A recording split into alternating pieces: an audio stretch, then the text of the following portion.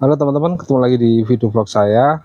Pada video kali ini saya akan berbagi cerita dengan teman-teman berkaitan dengan karyawan. Di video saya pernah bahas masalah bagaimana saya merekrut karyawan ya. Kemudian kemarin ada pertanyaan dari teman-teman subscriber itu tentang bagaimana cara membuat karyawan itu betah atau loyal terhadap perusahaan. Ini tentu perspektifnya adalah subjektif dari apa yang pernah saya alami ya. Jadi tidak semua karyawan saya itu juga loyal. Jadi tentu terjadi yang namanya karyawan itu tidak betah kerja, kemudian dia harus keluar dari perusahaan. Ya hal yang wajar ya, karena orang itu kan punya pandangan atau tuntutan yang berbeda-beda. Tapi dalam mengelola SDM atau karyawan, saya punya beberapa teknik agar teman-teman yang ada di Madani ini bisa loyal, bisa betah untuk terus ikut membesarkan Madani dan bekerja di sini. Oke, yang pertama, karyawan itu kalau menurut saya yang pertama itu harus diorangkan, dianggap. Istilahnya wong Jawa itu diuwong nih. Salah satu halnya adalah membuat mereka merasa penting untuk perusahaan. Satu contoh, untuk mengambil beberapa keputusan itu saya pasti minta masukan dari teman-teman, dari karyawan saya, baiknya bagaimana seperti itu, sehingga mereka akan merasa penting di perusahaan itu. Oh, jadi pemikiran saya dipakai di perusahaan. Tentu kan dari banyak usul yang masuk dari teman-teman itu tidak semuanya bisa dieksekusi, tapi kita juga harus bisa menjelaskan kenapa ini bisa dieksekusi, kenapa ini tidak bisa dieksekusi itu. Jadi itu, jadi yang pertama nguwong nih, istilah wong Jawa itu bahwa benar-benar dianggap penting di perusahaan. Jadi kehadiran mereka tidak hanya bekerja, tapi juga dalam hal-hal pengambilan keputusan mereka juga dilibatkan. Yang kedua adalah transparansi. Jadi sering muncul istilah itu begini, saya di sini itu hanya memperkaya bos saya, aku mau nyugih nih bosku ya gitu. Pasti ada lah pemikiran seperti itu, karena bagaimanapun tentu secara finansial yang namanya juragan yang bos itu kan dia pasti lebih tinggi hasilnya daripada karyawan. Tentu ada karyawan yang punya pemikiran seperti itu. Nah, salah satu hal yang saya terapkan di sini adalah transparansi pengelolaan keuangan. Tentunya apa yang saya sampaikan kepada teman-teman, baik itu masalah target perusahaannya harus dicapai, kemudian nilai transaksi yang dicapai itu benar-benar real. Jadi itu merupakan sesuatu yang terjadi di perusahaan. Karena semua transaksi masuk terutama itu yang handle adalah teman-teman sendiri.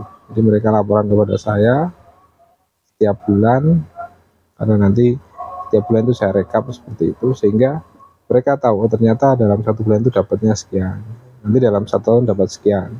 Nah di awal tahun kan pasti saya sudah menjelaskan tentang target perusahaan.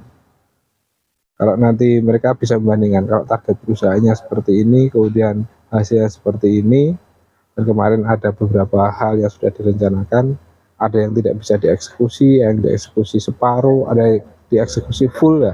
Mereka akhirnya tahu, oh iya ternyata dengan kondisi keuangan transaksi seperti ini, kalau di matchkan dengan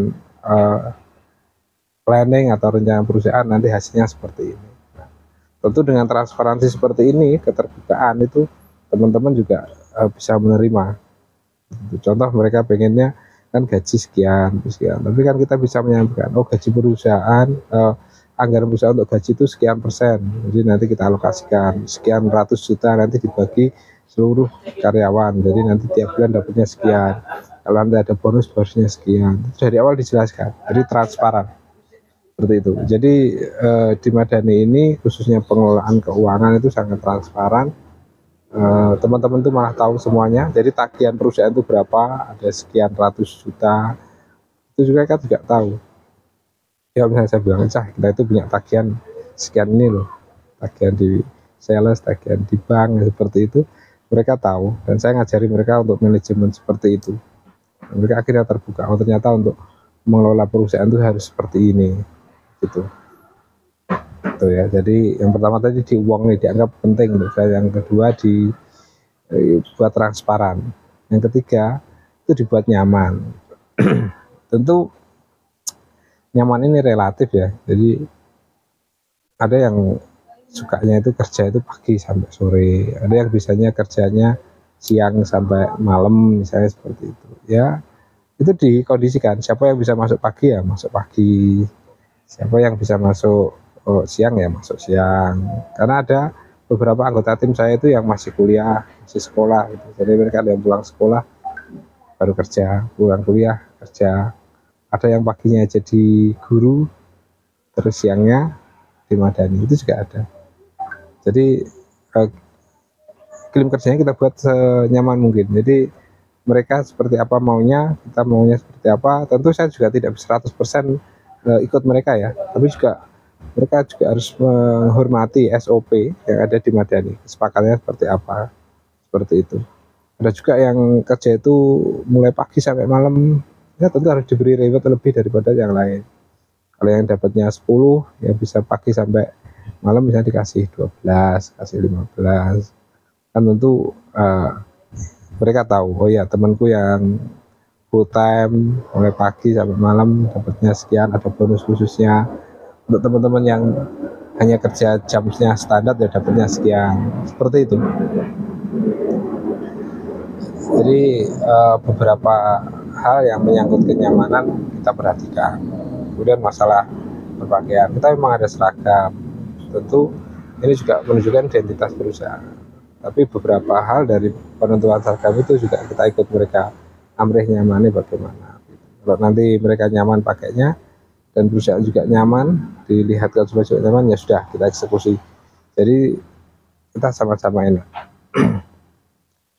Terus yang nomor 4 itu adalah kekeluargaan ya. Jadi di Madani itu hubungan kerja itu lebih ke hubungan keluarga. Jadi saya itu di sini ya paling tua. Ada sih yang satu lebih tua dari saya, tapi saya paling tua rata-rata dari mereka di bawah saya. Jadi mereka yang anggapnya saya ini seorang kakak. Kalau di Jawa itu lebih mas manggilnya. Ya, seorang teman, ya guyon. Ya kalau saya makan sama mereka misalnya di warung, di angkringan itu ya biasa. Makanya juga enggak harus khusus ya, sama-sama saja. Cara berpakaian juga saya sederhana saja. Jadi penampilan saya pun dengan teman-teman itu ya seperti kakak lah. Ya kalau mereka ada salah ya ditegur, tidak apa-apa, ya guyon. Kalau nanti memang mereka bagus ya harus diapresiasi. Ya seperti itu. Jadi menjaga hubungan lebih seperti family. Jadi mereka manggilnya, kalau saya itu manggilnya mas ya, jarang ya manggil pak itu, karena saya juga apa ya kayak kurang nyaman ya dipanggil pak, kelihatan tua gitu ya. Jadi itu, jadi tadi yang pertama ya kita ngomong nih, jadi mereka itu dianggap orang penting juga, bagian aset penting dari perusahaan. Kemudian transparansi, jadi pengelolaan perusahaan itu sebisa mungkin transparansi. Dengan transparansi itu mereka juga nyaman, mereka juga percaya, oh ya memang benar seperti ini perusahaan itu dijalankan. Dan yang ketiga tadi dibuat nyaman, jadi bagaimana senyaman mungkin di perusahaan. Yang terakhir itu adalah hubungannya kekeluargaan. Nah, dari beberapa hal yang kami terapkan di Madani, tentu tidak semuanya bisa mengakomodir atau membuat teman-teman itu loyal ya.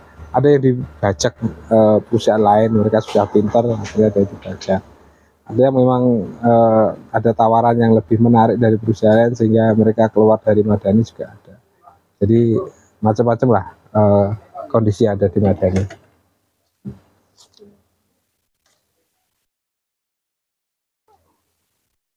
Jadi seperti itu teman-teman. Jadi kondisi kami di tim Madani itu memang berusaha sebaik mungkin untuk loyal terhadap perusahaan ini, membuat teman-teman itu merasa memiliki Madani, sehingga mereka juga punya kontribusi yang bagus untuk Madani. Walaupun toh ada 1-2 ya akhirnya harus berpisah, harus keluar dari tim ini ya, walau itu adalah sebuah takdir. Saya hanya berusaha sebaik mungkin untuk menjaga mereka di Madani ini, kalaupun toh akhirnya mereka harus keluar dengan berbagai alasan, yaitu pilihan hidup mereka ya, dan hubungan itu tetap terjaga ya. Jadi beberapa karyawan saya yang sudah keluar, yang ada di tempat lain tuh ya masih menghubungi saya, masih WA, masih cerita, masih curhat, ya kadang-kadang ketemu ya guyon-guyon seperti itu, biasa saja. Jadi menurut saya segala hal itu harus diupayakan sebaik mungkin, kalaupun toh hasilnya tidak sama atau mungkin terjadi di luar ekspektasi, yaitu sesuatu yang lumrah dan biasa. Jadi hidup ini santai. Oke, terima kasih. Itu dari saya, bahwa karyawan itu adalah aset yang berharga, maka harus dijaga dengan baik bagaimana kita menjaga harta benda kita. Terima kasih, tetap semangat dan salam sukses.